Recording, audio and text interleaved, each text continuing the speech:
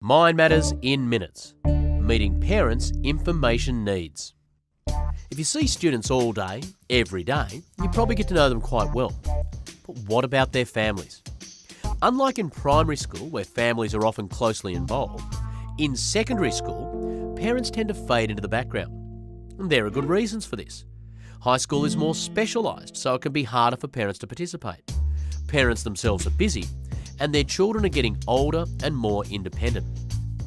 However, research shows adolescents, no matter what they might say, are heavily influenced by their families, and that when schools and families work together effectively, student mental health improves.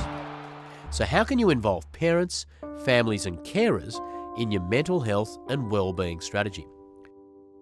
Consider promotion. How many of your families have even thought about mental health? How valuable would it be to tell them your school has a mental health strategy and show them how it influences your school culture and practice? How could you share links to important information so parents understand how to promote positive mental health at home?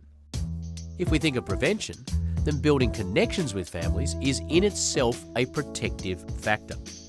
You can also amplify the effectiveness of strategies you're using in your school by encouraging parents to use them as well.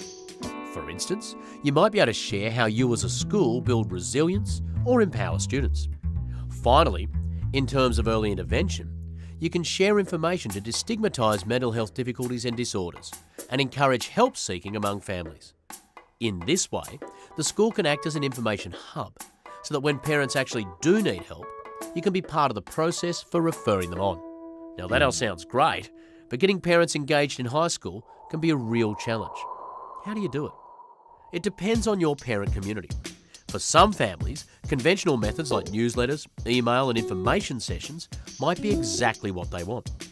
Others might respond better to more personal communication or special events. Many schools have found inventive ways to reach out to parents and get them involved, such as working with community liaison officers or getting students to lead information sessions. It's worth talking with colleagues at different schools to find out what has worked for them. The most important thing is not to make assumptions about who your parent community is and what they want. Instead, think, how could you make opportunities to talk to them, find out what they value, and collect their ideas? It's not necessarily easy, but if you can make it work, then the rewards are substantial.